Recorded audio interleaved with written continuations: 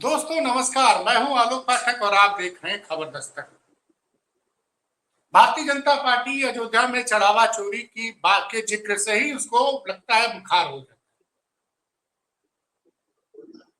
कमाल है, राम मंदिर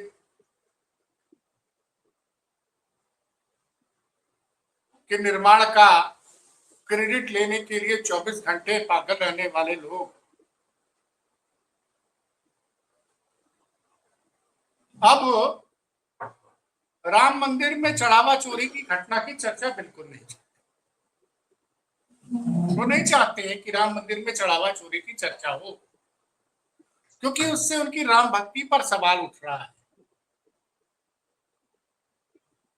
और भाजपा किस कदर बौखलाई हुई है। अब राम मंदिर में चढ़ावा चोरी हुआ है ना, दर्शकों आप बताइए, चढ़ावा चोरी हुआ है ना राम मंदिर में, जमीन घोटाला हुआ है ना,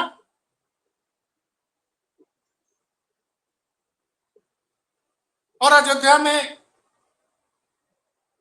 जिस तरह से जमीनें अधिग्रहित की गई, जिस तरह से सड़क चौड़ीकरण के नाम से वहां के स्थानीय नागरिकों को, दुकानदारों के मकान गिराए गए, इन सब चीज से जनता बहुत दुखी थी। जनता चाहती थी कि रामलला का भव्य राम मंदिर बने। इसीलिए अयोध्या समेत पूरी दुनिया के सनातन धर्म मानने वाले लोगों ने अपनी मेहनत की कमाई का 4500 करोड़ से ऊपर चंदा दिया। कितना? 4500 करोड़ के जगह पूरी दुनिया के सनातनियों ने। कईयों ने अपने गहने बेच दिए, किसी ने अपनी जमीन बेच दी कि 100-150 करोड़ जो सनातनी वो चाहते थे हमारे राम का इतना भव्य दिव्य मंदिर। और जिन लोगों के ऊपर जिम्मेदारी थी उन्होंने क्या किया? उन्होंने ट्रस्ट के लिए जमीन खरीदने में खेल कर दिया। ट्रस्ट के इंजीनियर ने आके इंटरव्यू में बोला कि ट्रस्ट के जो एक सदस्य थे अनिल मिश्रा, वो कहते थे भाई निर्माण कार्य का काम करो लेकिन 30% 40% ठेका दो, मैं कमीशन दो, माफ कीजिएगा। उस पर उस शख्स का बयान नहीं लिया गया। ट्रस्ट के अकाउंटेंट महिपाल सिंह ने दावा किया, वर्मा जी ने दावा किया, और तो और जिसने कहा कि हम राम जन्मभूमि के लिए बिना पैसे में मुफ्त में अपने पत्थर भेज देंगे, उससे भी पत्थर नहीं मिला। ये आरोप एक लाइन से है। चलिए वो सब तो चला, फिर चढ़ावा चोरी की खबर आ गई। चढ़ावा चोरी की खबर आई तो सन्नाटा मचा रहा। अखिलेश यादव ने उस खबर को जगजाहिर कर दिया कि भैया अयोध्या में राम मंदिर में चढ़ावा चोरी हुआ है। और 45 दिन की वीडियो रिकॉर्डिंग में ये दावा किया गया कि 70-72 बार वो लोग चढ़ावा में चोरी करते पाए गए जहां पे चढ़ावा गिना जाए। अब सोचिए, जबकि लोग पिछले 2 सालों से राम मंदिर में जाके दान देके चले आ रहे थे। 2 तरह का दान था। एक तो राम जन्मभूमि न्यास को दान दिया लोगों ने जमीन खरीदने के लिए, उसमें कितना कुछ हुआ तो आज अब गूगल पे सब कुछ अवेलेबल है। इसीलिए वरिष्ठ पत्रकार पंकज झा ने कल ट्वीट किया था कि जमीन घोटाले से लेकर चढ़ावा चोरी में जो लोग पकड़े गए वो तो बहुत छोटे लोग पकड़े गए हैं। कुछ लोगों ने तो वहां अपनी 7 पुश्तों का इंतजाम कर लिया है। और ये ट्वीट हिंदी में है। ऐसा नहीं कि इस ट्वीट का मतलब मोदी जी नहीं समझ पाए, इस ट्वीट का मतलब इस देश की अदालतें नहीं समझ पाई। आखिर वो कौन लोग हैं जिन्होंने राम मंदिर में निर्माण में और चढ़ावा चोरी में 7 पुश्तों का इंतजाम कर लिया? इन चीजों पे भारतीय जनता पार्टी जवाब नहीं देना चाहती।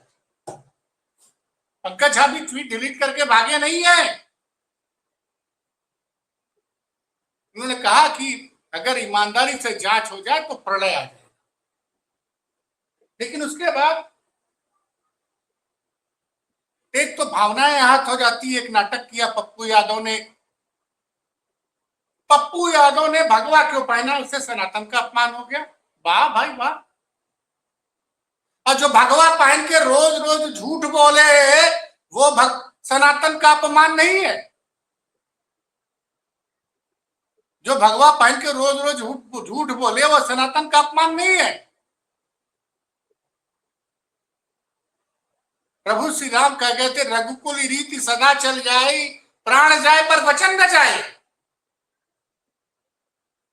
अपने पिता के माता कैकेयी को दिए गए वचन को पूरा करने के लिए मर्यादा पुरुषोत्तम राम वनवास को चले गए, क्योंकि कहा जाता था रघुकुल रीति सदा चलाए, प्राण जाए पर वचन न जाए। और देखिए क्या तपस्या की कहानी। माता सीता ने कहा जब मेरे पति वनवास जाएंगे तो मैं भी जाऊंगी। और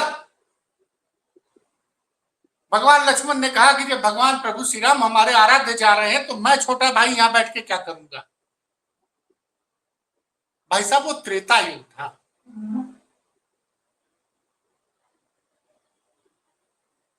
और अब क्या है, कलयुग है। जबान चली जाए लेकिन सत्ता नहीं जानी चाहिए। जबान चली जाए लेकिन सत्ता नहीं जानी चाहिए। कुर्सी बरकरार रहनी चाहिए। येन केन प्रकारेण। आखिर पंकज झा का ट्वीट आए हुए 28 घंटे हो गए, उसमें कह रहे हैं कि ढंग से जांच हो जाए। तो कई लोग तो ऐसे जिन्होंने अयोध्या में 7 पुस्तों का इंतजाम कर दिया। यही विपक्ष की सरकार होती। भारतीय जनता पार्टी देश के 680 जिलों में हर रोज प्रदर्शन करती। और इतनी इन लोगों की भावनाएं आहत हो गई कि सांसद पप्पू यादव के खिलाफ आपने एफआईआर करा दी, राहुल गांधी के खिलाफ एफआईआर कर दी, अवधेश प्रसाद के खिलाफ एफआईआर करा दी। और अब से थोड़ी देर पहले पप्पू यादव की प्रेस कॉन्फ्रेंस में मारपीट दिल्ली में थी। और कुछ वीडियो ऐसे आए हैं जिसमें ये लोग, जब इन लोग की भावना आज ज्ञान जब कल चल रही थी तो अखिलेश यादव, राहुल गांधी और अवधेश प्रसाद के पोस्टरों पे चप्पल बरसाए। अखिलेश यादव ने उस वीडियो को ट्वीट करते लिखा है, ये पीडीए के खिलाफ वर्चस्ववादियों की दुर्भावनाओं का घोर निंदनीय प्रदर्शन है। क्या कह रहे हैं वो, ये पीडीए के खिलाफ घोर वर्चस्ववादियों की दुर्भावना का घोर निंदनीय प्रदर्शन है। अभी प्रभुत्ववादी भाजपाई और उनके संगी साथी अयोध्या में लोकसभा चुनाव हारे थे, अब विधानसभा चुनाव में अयोध्या मंडल की हर सीट हारेंगे, उत्तर प्रदेश की हर एक आरक्षित सीट भी हारेंगे। भाजपा 2027 के चुनाव में अपना खाता खोलने के लिए तरस जाएगी। राम भक्त था, हनुमान भक्त अवधेश प्रसाद ने कौन सा गुनाह किया भैया?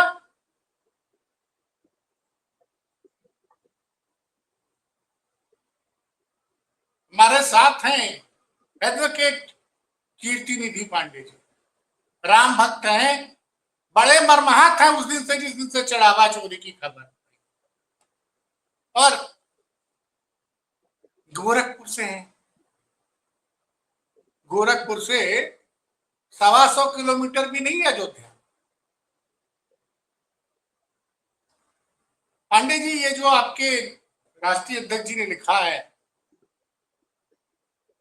मैं फिर से सेंटेंस बना दे रहा हूं कि पीडीए के खिलाफ वर्चस्ववादियों की दुर्भावना का घोर निंदनीय प्रदर्शन। अवधेश प्रसाद के पोस्टर पर जूते चप्पल बरसाना, क्या ये उचित है? देखिए आलोक सर, जो आपने इंट्रो में सारी बात कह दी, उस बात पे हम लोग कई बार डिबेट कर चुके हैं और लगातार हमने कहा कि जो चढ़ावा में चोरी हुआ उसमें छोटे प्यादे की गिरफ्तारी हुई है, बड़े प्यादे सब के सब आजाद। और बहुत पहले कहा था, जब इस घटना का खुलासा हुआ तभी एक दिन हमने कहा था, जो बात आज पंकज जी कह रहे हैं कि 7 पुस्तों का इंतजाम हो गया और अगर सही से जांच हो जाए तो प्रलय आ जाएगा। मैंने पहले दिन कहा था कि अगर ठीक से जांच हो जाए तो इस जांच की आंच लखनऊ और दिल्ली तक जाएगी, और शायद इसीलिए ये भारतीय जनता पार्टी की केंद्र की और राज्य की सरकारें परेशान हैं। इनका जो आर्टिफिशियल हिंदुत्ववादी, आर्टिफिशियल जो राम भक्त थे, तथा कथित राम भक्त थे, इनके चेहरा से पर्दा हट चुका है। ये पूरा उत्तर प्रदेश और देश जान गया इस बात को, ये चढ़ावा चोरों को बचाने वाले लोग हैं। ये वो लोग हैं जो राम के मंदिर में लूट हुआ और लुटेरों को बचा रहे हैं, ठीक प्रकार से इसकी जांच नहीं होने दे रहे हैं। और मैं कह रहा हूं, अगर पप्पू यादव ने भगवा पहन लिया, नाट प्ले कर दिया, झूठ बोल सकते हैं रोज। मैं उसी पे आ रहा हूं, भगवा पहन लिया। प्रभु श्री राम, भगवान भगवान कृष्ण हमको समझा गए हैं कि वसुधैव कुटुंबकम, पूरी दुनिया में जो भी है सब अपने परिवार का है। और वहां भगवा पहन के रोज झूठ बोला जाता है, रोज नफरत फैलाई जाती है, वो सनातन का अपमान नहीं है। नहीं, जो पप्पू यादव ने भगवा पहन लिया तो एक कुछ साधु संत वाइज हैं, भारतीय जनता पार्टी के कार्यकर्ता के रूप में काम कर रहे हैं कुछ साधु संत, वही विरोध कर रहे हैं। आप जितने विरोध करने वाली संस्थाएं, जितने साधु संत पर्दे पे आज दिख रहे हैं, एक भी साधु संत और एक भी संस्था चढ़ावा चोरों के खिलाफ न आंदोलन किया, न प्रदर्शन किया, न प्रेस कॉन्फ्रेंस किया, और न उन्होंने ये कहा कि सनातन का अपमान हुआ। मंदिर में लोग चोरी करते रहे, सरकारें उनको बचाती रहे, तो सनातन का अपमान नहीं। किसी ने उस चोरी का रोल प्ले कर दिया तो सनातन आहत हो गया। देश के माननीय प्रधानमंत्री जी के जो पोस्टर लगे राम मंदिर के उद्घाटन के समय, राम मंदिर में भगवान मर्यादा पुरुषोत्तम राम की मूर्ति की प्राण प्रतिष्ठा के समय जो पोस्टर लगाए थे, हमें लगता उससे ज्यादा सनातन का अपमान दुनिया में कुछ नहीं हो सकता कि देश का प्रधानमंत्री भगवान का उंगली पकड़ा करके मंदिर में ले जा रहा है। ये सनातनियों ने नहीं बोला, किसी साधु संत ने भी इसका अपोज नहीं किया। और दूसरी बात, मोदी जी पतंग उड़ा रहे, उस पतंग पे भी हनुमान जी बने। तीसरी घटना, भारतीय जनता पार्टी के राष्ट्रीय अध्यक्ष के जुलूस में हनुमान जी को भाजपा का झंडा पकड़ा के नचाया जा रहा है, तब सनातन का अपमान नहीं हुआ। केवल पप्पू यादव गेरुआ पहन करके, केसरिया कपड़ा पहन करके अगर उन्होंने चोरी का नाट्य प्ले कर दिया तो सनातन का अपमान हो। और जो भारतीय जनता पार्टी के इशारे पे फर्जी मुकदमे दर्ज हो रहे हैं और जो तथाकथित वाइस भारतीय जनता पार्टी से लोग आंदोलन कर रहे हैं, वो साधु संत नहीं है, वो भारतीय जनता पार्टी के कार्यकर्ता है जो आंदोलन कर रहे हैं। वो लोग अवधेश प्रसाद जी के ऊपर जितना चप्पल मार रहे हैं उनके तस्वीर पर, ये भारतीय जनता पार्टी की सरकार के ताबूत में आखिरी कील साबित होने जा रही है। उत्तर प्रदेश का एक एक दलित समाज का व्यक्ति इस बात से वाकिफ है कि किस तरीके से दलितों के साथ, किस तरीके से पिछड़ों के साथ ये सरकार अन्याय और ज्यादती कर रही है। अवधेश प्रसाद ने चोरी का खुलासा कर दिया, जो नाट्य प्ले हुआ उसमें चोर को पकड़ लिया, क्या चोर को पकड़ना गुनाह है? क्या चोरी का खुलासा करना गुनाह है? ये विरोध करने वाले कोई और नहीं है, ये वही लोग हैं जो सदियों से दलितों पिछड़ों का विरोध करते आ रहे हैं। सदियों से जो दलितों पिछड़ों का विरोध कर रहे हैं वही लोग हैं। और ये मैं कह रहा हूं कि ये वर्चस्ववादी प्रभुत्ववादी लोग हैं। एक एक चप्पल जो उनके तस्वीर पे मारी जा रही है, इस सरकार के ताबूत के आखिरी कील ठोकी जा रही है। इस सरकार की विदाई का एक पैगाम साबित होगा पूरे उत्तर प्रदेश के दलित समाज के लोगों के बीच में कि दलित समाज के लोगों, देखो, चोरों को पकड़ना भी भारतीय जनता पार्टी की सरकार में अपराध हो गया, चोरी का खुलासा करना भी भारतीय जनता पार्टी की सरकार में अपराध। अभी तक तो घोड़ी चढ़ना अपराध था दलित समाज के लिए, अभी तक दलित समाज मोछ रखा था वो अपराध था प्रभुत्ववादी और वर्चस्ववादी लोगों के लिए। अब चोरी का खुलासा करना, चोरों को पकड़वाना भी अपराध हो गया। इसलिए एक बात तो तय है कि आने वाला वक्त भारतीय जनता पार्टी के विदाई का वक्त है, और बौखलाहट भारतीय जनता पार्टी के अंदर होनी चाहिए, क्योंकि चेहरे से पर्दा हटा है। ये जो नकली राम भक्त थे, जो पूरे देश में अपने को राम भक्त बता रहे थे, उनका चेहरा बेनकाब हुआ है। और अगर देश के प्रधानमंत्री, उत्तर प्रदेश के माननीय मुख्यमंत्री जी, दोनों लोगों को अगर मैं कहना चाहता हूं कि अगर आप राम भक्त हो, हनुमान भक्त हो, भोलेनाथ के भक्त हो, किसी के अगर असली भक्त हो, तो भगवान भोलेनाथ भी भगवान राम को जपते हैं। उस मर्यादा पुरुषोत्तम राम के मंदिर में चोरी हुई है, और चोरी क्या, नृपेंद्र मिश्रा जी कह रहे डकैती हुई है, और परत दर परत लूट की परतें खुलती गई हैं। लेकिन मैं एसआईटी से भी कहना चाहता हूं, जो माननीय सुप्रीम कोर्ट की निगरानी में बना है, कि जो पत्थर मुफ्त में मिल रहा था नहीं लिया गया, 100 रुपए का पत्थर 500 में लिया गया, उसकी भी जांच हो, नींव की खुदाई की भी जांच हो, जो सिलाए गायब हो उसकी भी जांच हो, उसकी भी पड़ताल हो। जो 88 से 90, 1988 और 90 में जो 1400 करोड़ रुपया चंदा वसूला गया, उसकी भी जांच हो। ये लूट का अड्डा बना दिया फर्जी सनातनियों ने। ये राम के नाम पे राजनीति किए, राम के नाम पे अपना राजनीति रोटी सेकते रहे, अपने को राम भक्त, दूसरों को रामद्रोही बताते रहे। आज उत्तर प्रदेश नहीं, देश नहीं, दुनिया के सनातनी जान गए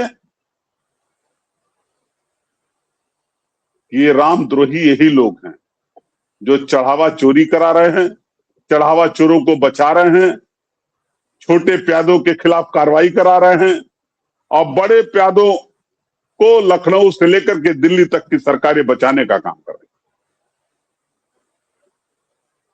और अवधेश प्रसाद जी पेशे से वकील भी हैं। अवधेश प्रसाद जी पेशे से वकील भी है, पढ़े लिखे हैं। जानकारी नहीं थी कि वो वकील भी हैं। वकील हैं, अंग्रेजी हिंदी एडवोकेट अवधेश प्रसाद। हाँ, तो एडवोकेट भी हैं अवधेश प्रसाद जी,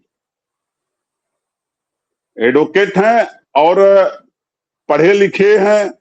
और अगर चढ़ावा चोरी का खुलासा हो गया तो सरकार को तो खुश होना चाहिए, अगर राम भक्त है तो, कि अगर इस तरीके की चीजें हैं तो उसमें सुधार किया जाए। लेकिन हर हफ्ते जाने वाले मुख्यमंत्री भी नहीं जान पाए, उनके इंटेलिजेंस नहीं जान पाई, उनकी एलआईयू नहीं जान पाई, और चोरी होती रही। तो फिर जाते क्यों थे अयोध्या? अयोध्या क्यों जाते थे? जब आपको अयोध्या के बारे में कोई जानकारी नहीं मिल पाई तो अयोध्या जाने का क्या फायदा? और भारतीय जनता पार्टी को देश और प्रदेश में इस बात का जवाब देना पड़ेगा कि चढ़ावा चोरी किसके इशारे पे हो रहा है। मंदिर निर्माण में घोटाला किसके इशारे पे हुआ, और जो हजारों करोड़ की लूट हुई वो पैसा कहां गया? अयोध्या से निकला तो लखनऊ गया कि दिल्ली गया कि नागपुर गया, गया कहां? ये तो अब देश और प्रदेश की जनता जानना चाहती है। चढ़ावा चोर, चंदा चोर, जवाब तो देना पड़ेगा। जी नहीं, ये मैं सारी चीजों को समझ रहा हूँ, देख रहा हूँ।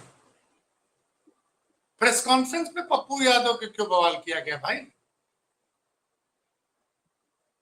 पप्पू यादव जो रिपोर्ट, जी पप्पू यादव की प्रेस कॉन्फ्रेंस में कौन पहुंच के बवाल कर दे रहा है? दिल्ली में हो रहा है भाई। नहीं, पप्पू यादव तो कह रहे हैं कि हमारे ऊपर जानलेवा हमला हुआ। वो तो चक्कू दिखा रहे हैं उसके पास से बरामद। तो कौन लोग थे? वो तो एक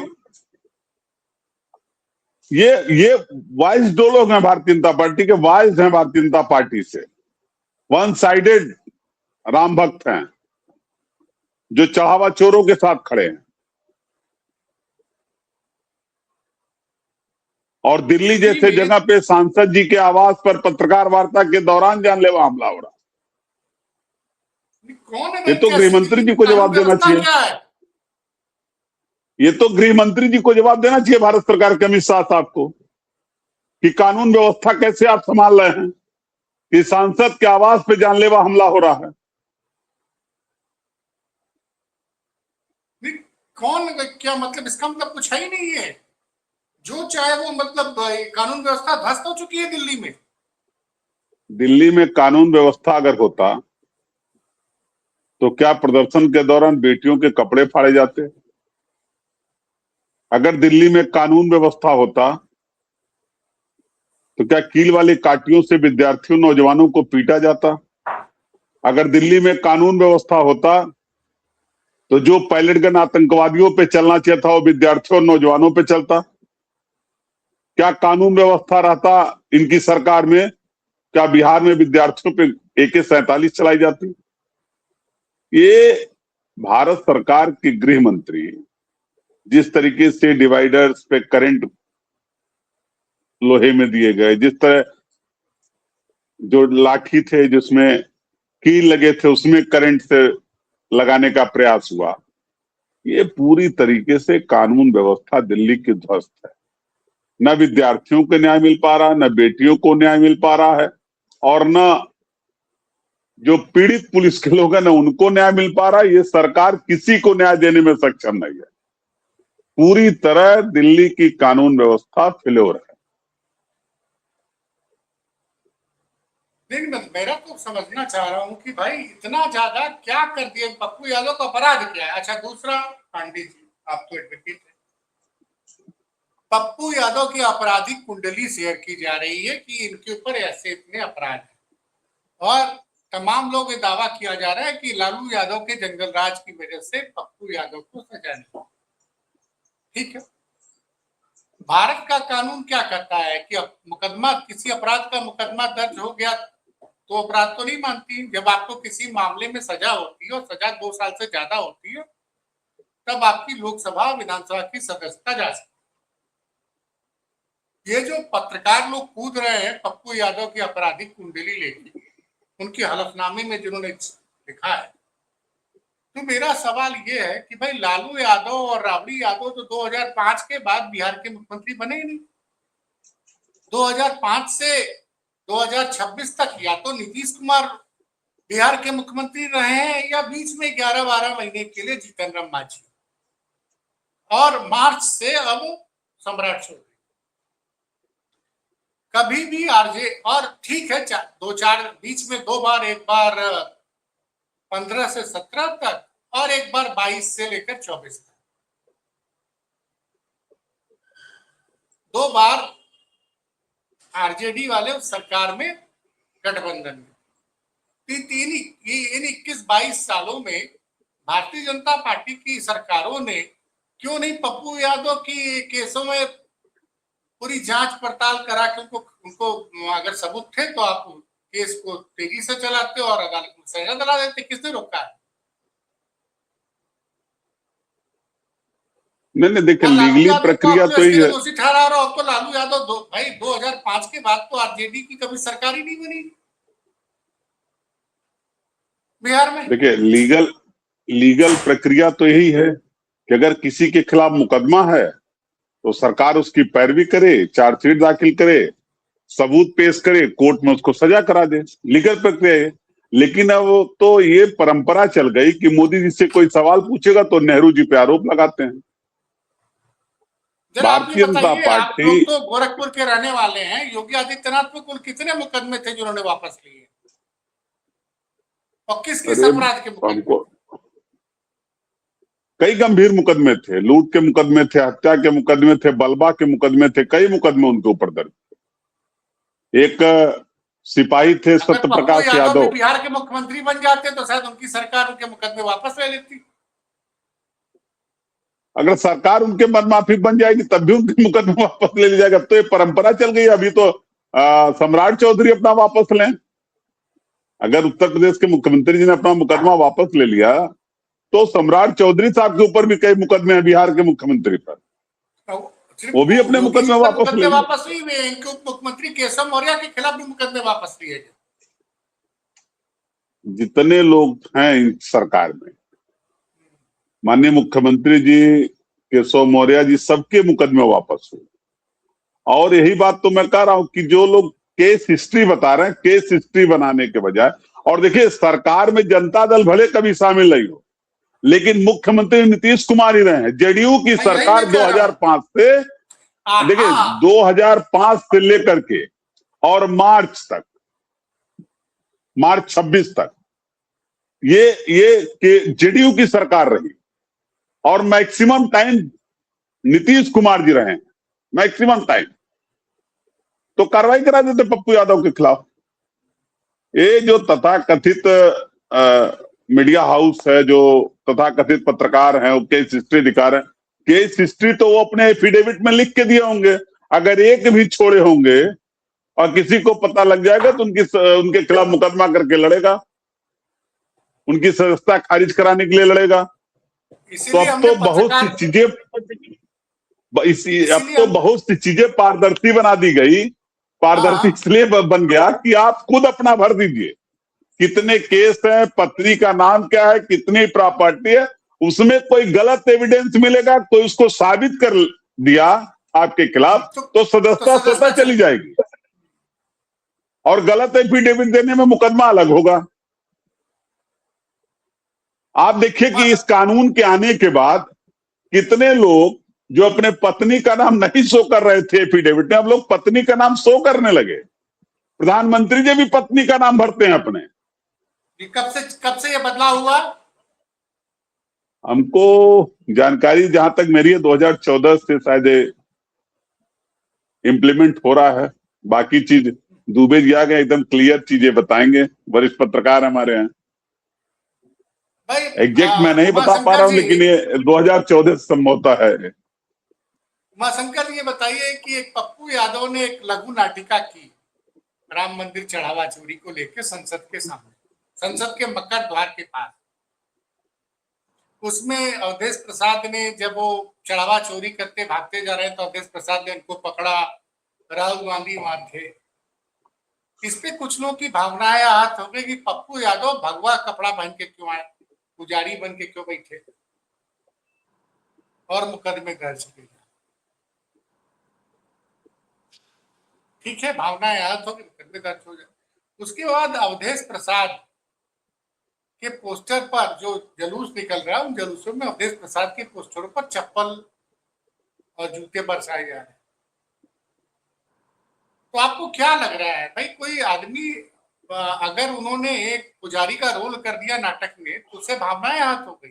क्या आपकी नजर में पूरा प्रकरण क्या है? ऐसा तो नहीं हुआ कि आपको मालूम नहीं होगा, मालूम तो आपको सब सब है। ये 2 दिन पुराना प्रकरण है, शुक्रवार का मामला है। कई लोगों आलोक की जी देखिए, भावनाएं आहत हो गई, मुकदमा भी दर्ज हो गया। हाँ बोलिए।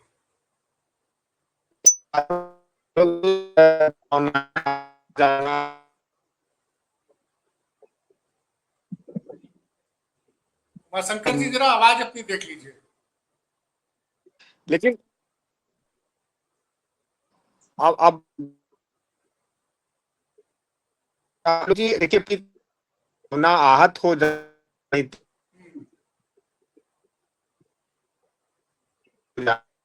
आप जरा दोबारा एग्जिट करके जुड़ जाइए, आपकी आवाज नहीं आ रही उमाशंकर जी।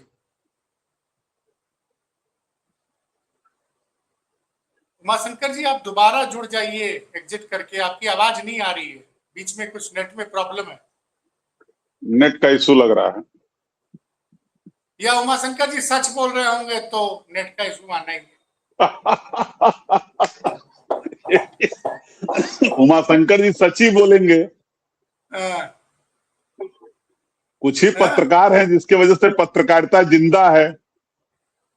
जितना लोग पहले समाचार पत्रों पर, न्यूज चैनलों पर भरोसा करते थे आलोक सर, अब उतना भरोसा लोग आप लोगों के ऊपर कर रहे हैं, हाँ बताइए पंडित यूट्यूब जी, पे आपकी कर रहे आवाज हैं। बंद हो गई थी, हमने जी। कहा सच बोल रहे होंगे तो आवाज बंद कर दी गई होगी, बताइए उमाशंकर जी।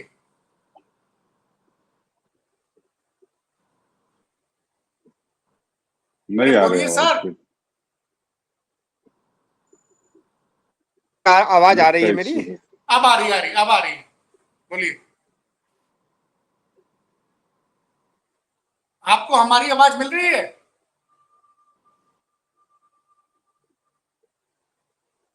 नहीं मिल रही आवाज। नहीं मिल रही, कुछ नेटवर्क का इशू है। अब उमाशंकर जी अपने अनुभव के हिसाब से सब कुछ बता देते तो चलिए, हम लोग तो नहीं नहीं व्यवधानों बताएंगे को, अभी। अभी हम लोग अभी व्यवधानों अभी के अधीन आएंगे। हैं। हाँ,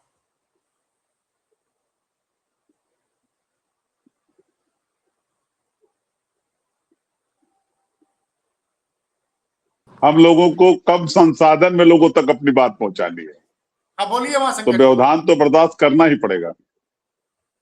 उमाशंकर जी आवाज आ रही है आपको?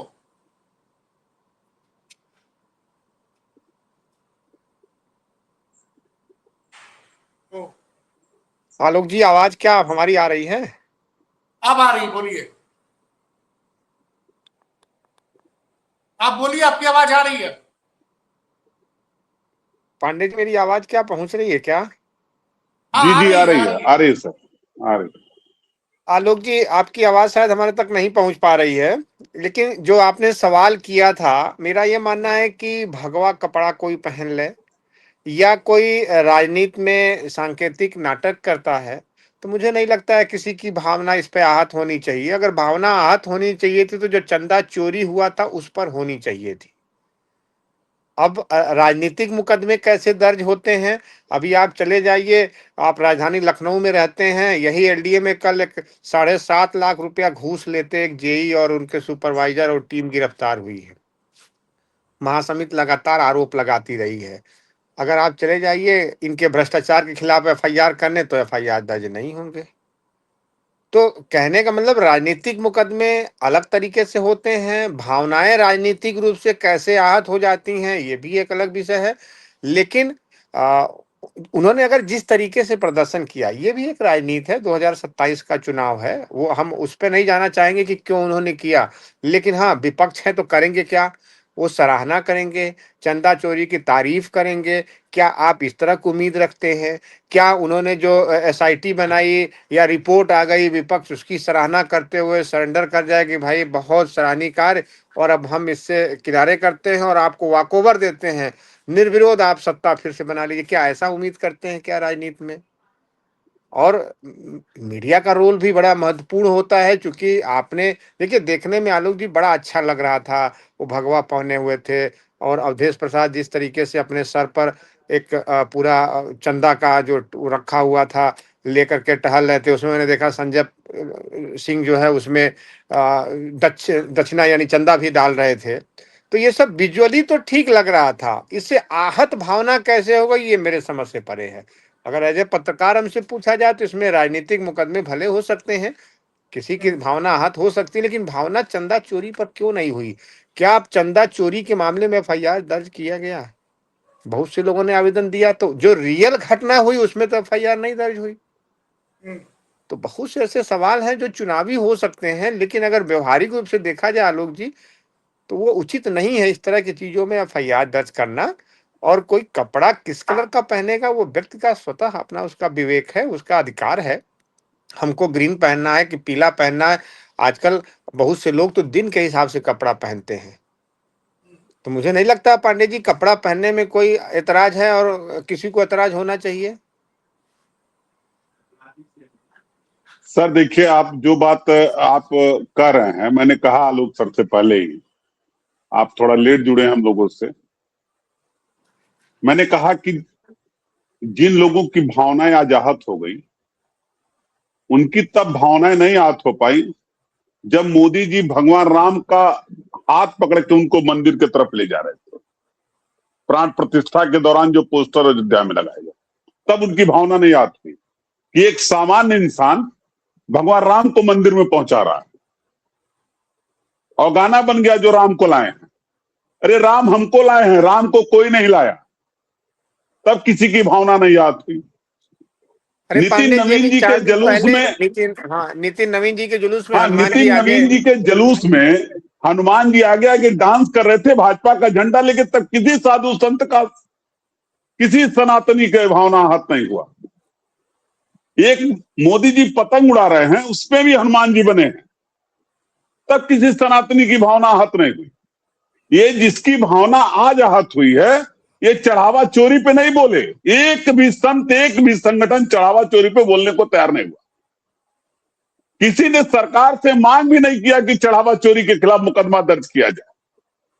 जो अयोध्या के संतोष दुबे लगातार संघर्ष कर रहे हैं, उनके ऊपर भी पुलिस लगातार प्रेशर बनाती रही, उनका भी एफआईआर आज तक नहीं दर्ज हुआ। और लघु नाट्य प्ले हो गया। रामलीला का मंचन तो होता है, माता सीता का अपहरण करने वाला जो व्यक्ति होता है रावण, वो केसरिया गेरुआ पहन के ही आता है। क्या उसके खिलाफ भी अब योगी जी पूरे उत्तर प्रदेश में मुकदमा दर्ज कराएंगे कि क्यों केसरिया पहन लिया? गजब तमाशा चल रहा है इस सरकार में। नहीं, मेरा जो सवाल उनको सूट करे, जो उनको सूट करे वही सही, ना खाता ना बही। जनता इनका हिसाब करेगी। 2027 बहुत नजदीक है, उसी में इनका हिसाब होगा। एक एक चप्पल का हिसाब जो अवधेश प्रसाद जी के ऊपर फोटो पे मार रहे हैं, वो इस सरकार के लिए ताबूत में आखिरी कील साबित होने जा रही। शंकर जी, आपने बात की, मैं तो ये समझ नहीं पा रहा हूं कि अभी एक खबर आ रही है कि पप्पू यादव की प्रेस कॉन्फ्रेंस में किसी ने जूता आलोक जी फेंका आपकी और आवाज हमारे तक नहीं पहुंच रही है। मुझे लग रहा है कि आपकी और हमारी दोनों लोगों की आवाज कोई दबाने की साजिश तो नहीं चल रही है। पांडे जी की आवाज तो आ जा रही है, आपकी आवाज हमारे तक नहीं पहुंच पा रही है। तो मतलब ये टेक्निकली मेरे को समझ से परे है कि पांडे जी की आवाज हमारे पास आ रही है, हमारी पांडे जी और आप तो तक पहुंच रही है, लेकिन आपकी आवाज नहीं आ रही है। तो मेरा निवेदन रहेगा जो क्वेश्चन आप पूछे पांडे जी के माध्यम से रिपीट करा दीजिए अगर हमसे पूछ रहे भैया या ये तो बताइए गोरखपुर कि का कनेक्शन की वजह से हमारा इनका कुछ आवाज मैच कर जा रही हो। आप कोई पप्पू यादव की प्रेस कॉन्फ्रेंस में हमला हो गया है, उनके ऊपर चप्पल पांडे फेंका जी, गया, आलोक मार जी की पिटाई की बिल्कुल गई। आवाज नहीं आ रही है। अगर आपसे सवाल पूछ रहे अरे हैं तो आप जवाब दे दीजिए, अगर हमारे और लिए कोई उनके सवाल होगा तो और ट्रांसलेट पप्पू जरूर कर यादव ने उसको दीजिएगा, पकड़ा है चक्कू के क्योंकि साथ, जरा आजकल इस पे सवाल ट्रांसलेटर का भी पूछिए। बड़ा प्रचलन शुरू हो गया है। वो आलोक जी का बहुत महत्वपूर्ण सवाल यह है कि आज जी दिल्ली में पप्पू यादव जी प्रेस कॉन्फ्रेंस कर रहे थे, किसी ने उनके ऊपर जूता फेंका, हमला किया, जिसके पास से एक चाकू भी बरामद हुआ है। उस बारे में आलोक जी जानना चाहते हैं आपसे।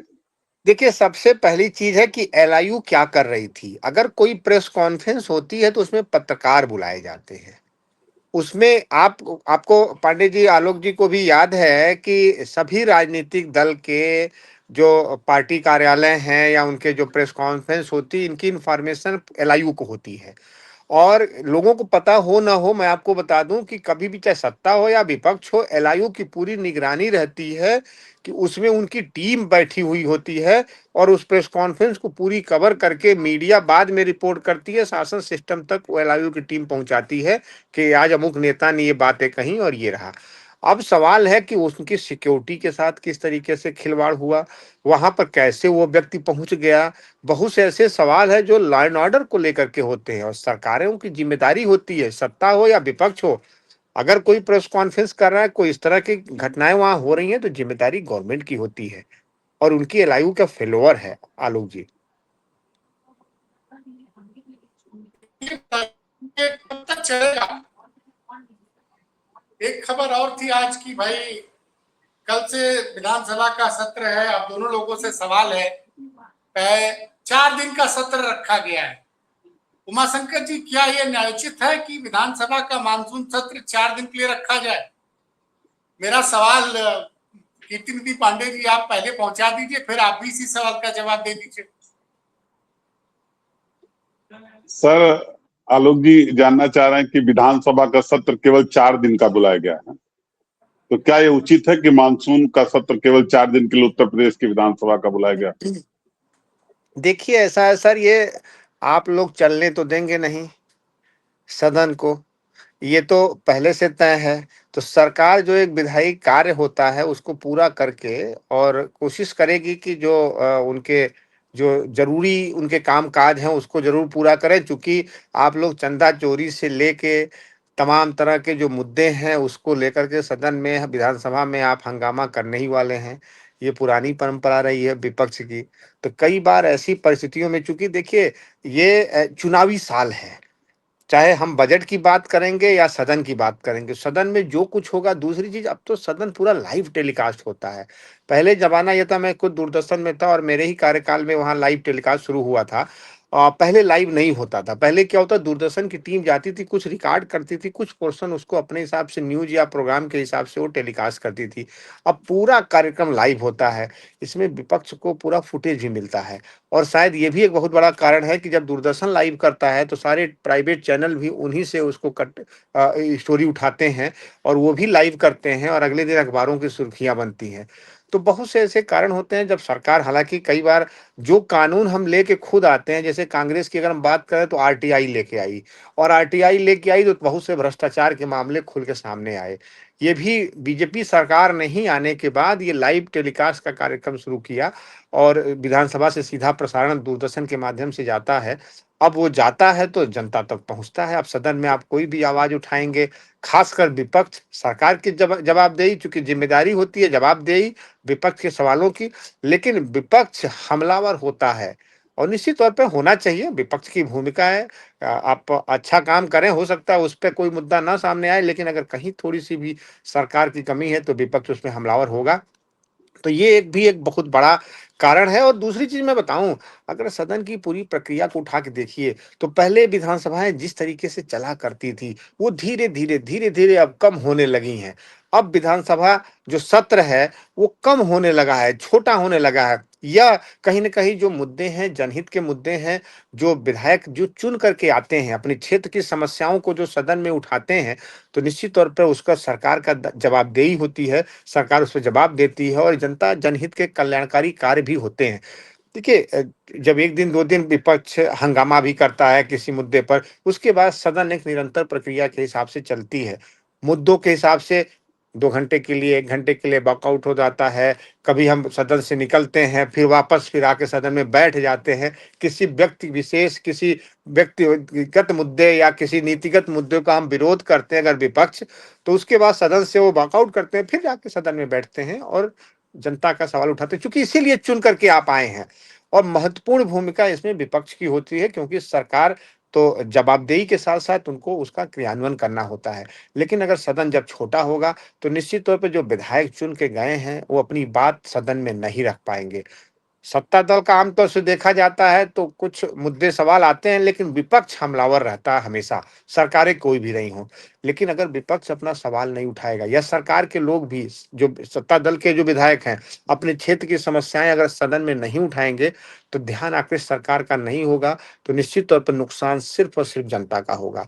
तो कहने का मतलब, जिसके लिए विधानसभा में चुन करके आपको भेजा गया है, वही विधानसभा की कार्रवाई अगर छोटी होगी तो कहीं ना कहीं जनता के जो मुद्दे हैं वो दब जाएंगे। इसलिए ये विधानसभा अध्यक्ष का दायित्व है कि उसको थोड़ा सा क्योंकि विधानसभा जो अध्यक्ष होता है, ऐसे तो आप देखिए तो उनको सभी दलों का संरक्षक होता है, तो इसलिए गार्जियन के तौर पर विधानसभा अध्यक्ष को हमेशा इस बात का चूंकि ध्यान भी रखना चाहिए कि बड़ी से बड़ी जो सदन की कार्रवाई हो, लंबा दिन सदन चले, जिससे सभी तरह के मुद्दे इसमें आए, जिससे देश का, प्रदेश का, जहां भी, चाहे हम लोग लोकसभा की बात करें, विधानसभा की बात करें, तो उनका विकास हो सके। तो ये करना चाहिए, छोटी नहीं होनी चाहिए, थोड़ा बड़ा सदन हो की जो प्रक्रिया है उसको होनी चाहिए। अच्छा राज कपूर जी, मैंने एक ट्वीट भेजा, अखिलेश यादव की प्रतिक्रिया आ गई। दो चीजें हैं। एक तो खबर अयोध्या से, अयोध्या में अतिक्रमण हटाने के नाम पर एक पानी विक्रेता को दौड़ाया गया। बिहार निवासी दीपक कुमार सिंह, इनकी जो है वहां गिर गए और सरयू नदी के किनारे पानी बेच रहे थे और उनकी जान चली। ये बड़ा मतलब, वो बिहार से आकर वहां तीर्थयात्रियों को पानी बेचकर अपना जीवन यापन कर रहे थे और उनकी पत्नी ने आरोप लगाया कि अतिक्रमण हटाने के नाम पे लोगों ने उनको दौड़ा दिया और उसके बाद इनकी गिरकर जान चली गई। तो एक तो ये मामला है कीर्ति निधि पांडे जी। दूसरा, अखिलेश यादव ने पप्पू यादव के हमले पर कहा है कि सरकार पप्पू यादव की लोकप्रियता से घबरा गई है। पप्पू यादव बहुत बहादुर नेता हैं और ये इस तरह की घटना की उन्होंने निंदा की है जो हमला किया गया। देखिए आलोक जी, उसके पहले भी एक सवाल था जो उत्तर प्रदेश के विधानसभा का सत्र है। हाँ, 4 दिन वाला, 4 दिन का सत्र, 4 दिन के सत्र, ये साबित करता है कि आरोप लगा रहे हैं कि आप लोग सत्र चलने नहीं देते हैं, इसीलिए सरकार नहीं, मैं बता रहा हूं, 4 दिन का सत्र सरकार की नीयत ठीक नहीं। आप सत्र लंबा रखिए, कार्रवाई सस्पेंड होगी, फिर चलेगी, फिर दोनों पक्ष में वार्ता होगी। ये तो विधानसभा अध्यक्ष और सरकार विपक्ष मिलकर के अपना अपना मुद्दा रखेंगे, लेकिन पहली ही नियत खराब है कि 10 दिन, 12 दिन, 15 दिन के बजाय 4 दिन का सत्र रखना, जिसमें एक दिन श्रद्धांजलि सभा में चला जाएगा, बचा 3 दिन। तो मुद्दे तो बहुत हैं। चढ़ावा चोरी का मुद्दा तो है ही, खाद और यूरिया लोगों को नहीं मिल पा रहा, उसका भी मुद्दा है। जो विद्यार्थी जंतर मंतर प्रोटेस्ट में थे,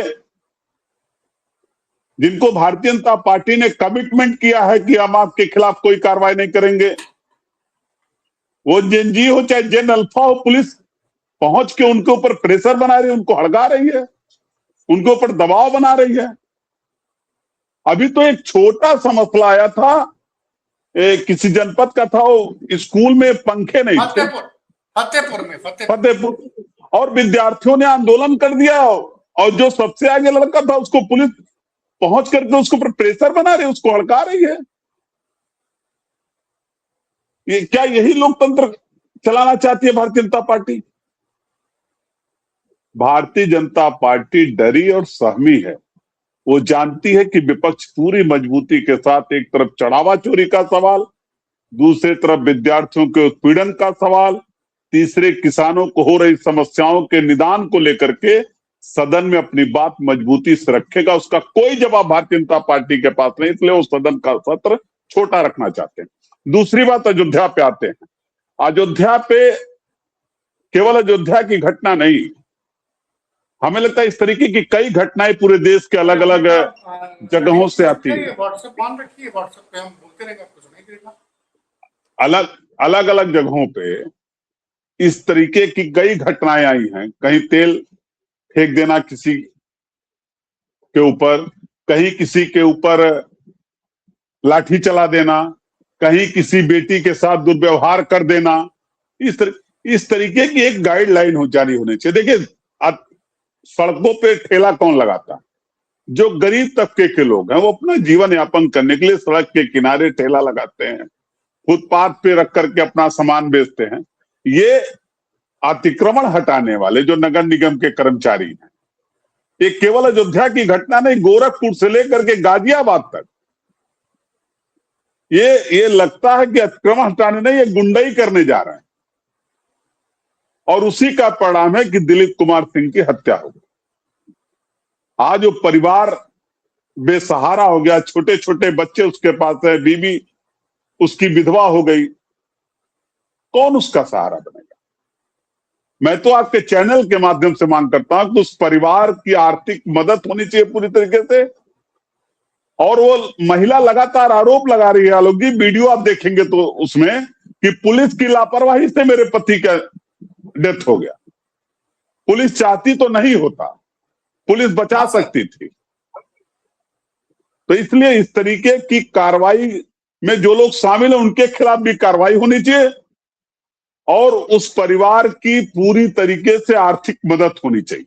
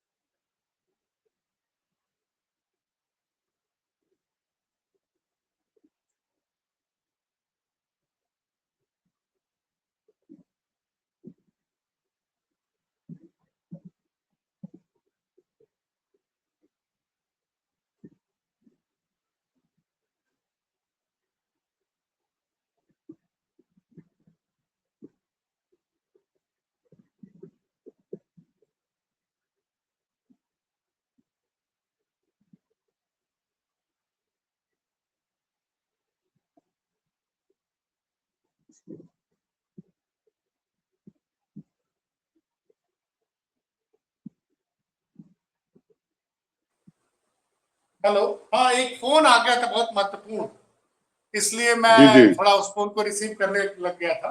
एक मिनट, आप जी जरा जी राज कपूर जी अगर संभव तो आप जुड़ जाइए, बहुत महत्वपूर्ण फोन आ रहा है। राज कपूर जी से अनुरोध करूंगा, या फिर